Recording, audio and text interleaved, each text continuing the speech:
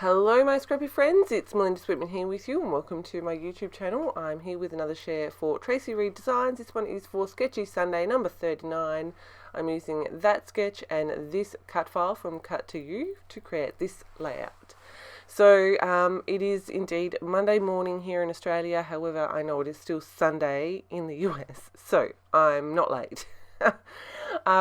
I have got all of these little photos of my eldest son from, I think they're 2019, when he planted some carrots in the front yard and he harvested the little crop. And that's what I'm scrapbooking with this sketch today. The collection I'm using is Autumn Harvest. I really liked the colours. I thought they went really well with the theme that I'm scrapbooking today. And that is why I chose these particular photos. You can see that I have deviated a little bit from the sketch. I've added in extra photos. So in that third column where there is only pattern paper and journaling, I've added in a couple of extra photos. And I've kind of shifted things over just a little bit as well, just to make them fit properly. I just lost my train of thought, my apologies. So I have cut this cut file using some textured white cardstock on my Cameo, and then I backed that with one of the Traveler's Notebook papers from the Autumn Enchantment collection. What I'm going to be focusing on today is using mostly just pattern papers. So I'm using the pattern cards in this case and Traveler's Notebook papers, using mostly pattern papers for embellishing rather than using a bunch of stickers. I just got into the groove of creating this page, pulled out a bunch of my paper punches, and that's how I created my embellishments for this page. Thought it would be something fun. I am using one of the Traveler's Notebook pages to fill in where the paper goes here. I just measured it to 2.5 inches. Traci often puts the measurements on the sketches, which makes it really easy. I did use a ruler to measure out exactly where my columns needed to be, and there are very faint pencil marks on my background paper, which is also one of the patterns from this collection that I have printed on my printer. So you can see I'm just taking my time and sticking all of these into the extra spaces. For these two that were in the middle, I did measure and then cut, but I am using my ruler to make sure it's all straight. That is the bulk of the base of the page done. I'm going to muck around with this title for ages, but I do cut a bunch of that out. You can see I'm trying different placement. I don't love the way that the patterns are like you can see them through some of the gaps. So that's what I'm kind of trying to work with here.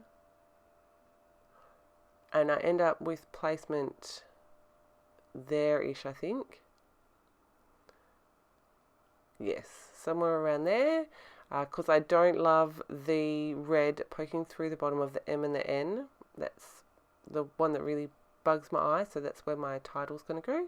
And I'm going to put the word harvest across the word autumn.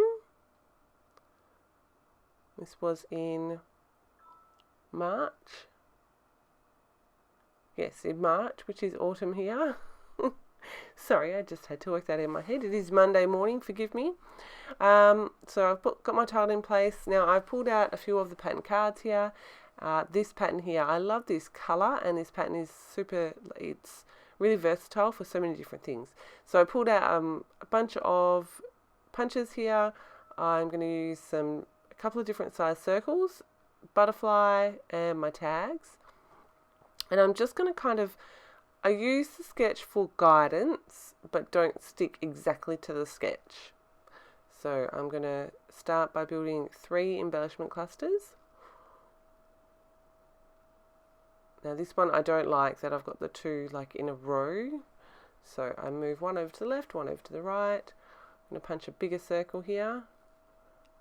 And I feel like that fits better. Just going to tuck that under there more. Then I thought I wanted a smaller circle up here, and I will try it. It will stay here for a while. Just a matter of trial and error. The pieces that I don't use, which are not many, just go back into my little file where I keep all my Traci Reed collections.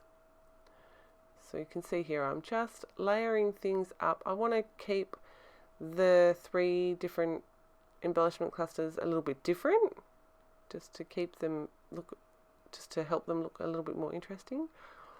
And I'm just cutting things where I think I want, so that label I cut a bit shorter so that you could still see the red. I'm going to add in my little green butterflies next. So you can see I'm adding a circle, a label and a butterfly to each.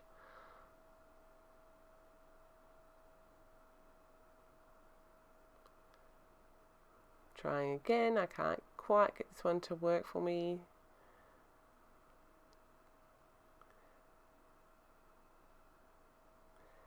So it's just a matter of playing with the pieces until I get them in just the right place. And then a butterfly. So that top photo is just all the carrots before we, I was going to say pluck them, but that's not right, before we took them out of the ground. So I'm okay covering that one up. Obviously you can see that photo where the title is. We're covering up part of the knife, but you can still see what he's doing. Now to help all of these work together, because there's so many different patterns, I am going to ink them. I'm using Grand Espresso Distress Oxide ink, and I'm just going to start sticking.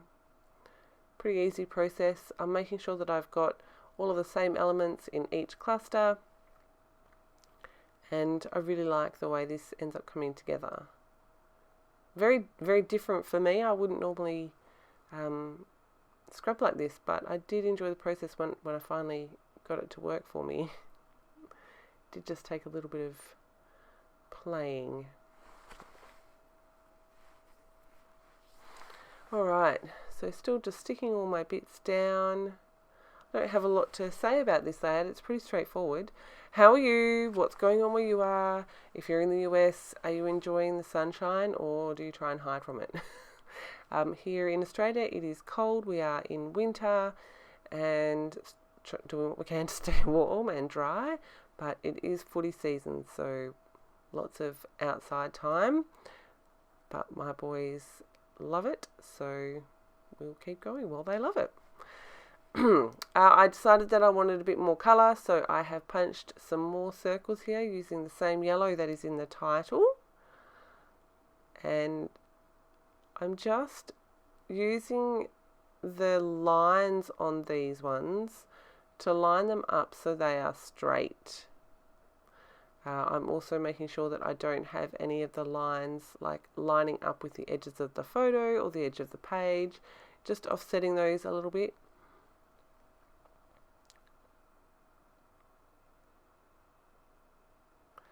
And then I'm going to add some more. This I'm going to use my other butterfly punch for, so this is a smaller butterfly punch. The irregular shape of the butterfly I feel really helps as well, because everything is so like rectangular on my page. And then I've got the circles and the butterflies, which gives more of an organic shape. I decided at this point that, so on the right hand side I've got a piece going off the edge, so I figured that to balance that I would make sure I had some embellishment going off the left hand edge, but they're the only two places besides like the photos and the pattern papers. Alright, so I've got all of that stuck down now, and I'm just trimming off those edges. I'm going to go back in and add the ink. Maybe not right now. I only created this the other day. And, so I'm going to add this little label up to the top where I can put my date. And then I needed somewhere that I could journal, so I pull out this tag. I'm going to ink both of those up, and I'm going to use, I don't know what the colour is. Kind of it's not rose gold, it's kind of a brassy kind of colour, more of those warmer tones. I'm going to slip this tag in here, pull up all of the bits that I've already stuck down, And there we go.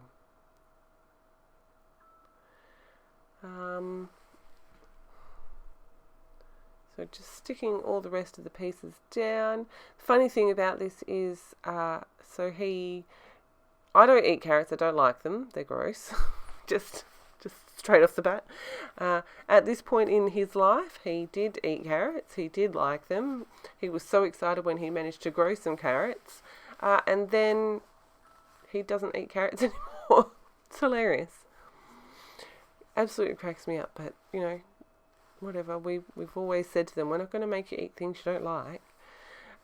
So he was excited when he grew all these carrots. We had carrots for days. And that, both of my kids were most excited by the carrot that had like 2 legs. I'm going to add in some sequins here. As usual, I'm using sequins from SpiegelMom Scraps. This is the Rusty Fence, I think it's called. Now, I only had 3 of these big leaves, but I'm going to use them. I decided that that other cluster on the title, so the smaller one, was more of a secondary kind of cluster, and it was okay if it didn't have a leaf. You can see I'm just moving them around to get the placement. I didn't want them all like coming out of like the same part of the cluster that I've created. I'm going to sprinkle these into all 4 clusters. Make sure I've got a fairly even mix of colours. And then my biggest cluster on the right is going to have the most. And then my smallest cluster to the left of the title is going to have the least. Then I will add in my journaling. I'm going to use my Scotch tacky glue and my little pickup tool to place all of my sequins. They mostly go back where they landed, but I do move them just a little bit just to get the placement exactly where I want it.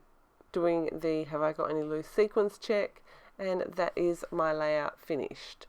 I hope you've enjoyed my share today. This sketch was super fun to play with. I really enjoyed it. If you have any questions, please make sure you drop them below. As always, thank you ever so much for choosing to stop by my channel today and spend your scrappy time with me. If you haven't already, please do hit that like and subscribe button. I really do appreciate it. It often takes me a long time to get back to comments, but I do get back to them. I hope that wherever you are and whatever you're doing, you have a fabulous day today, and I shall see you in my next scrappy video. Have a fantastic day, my friends.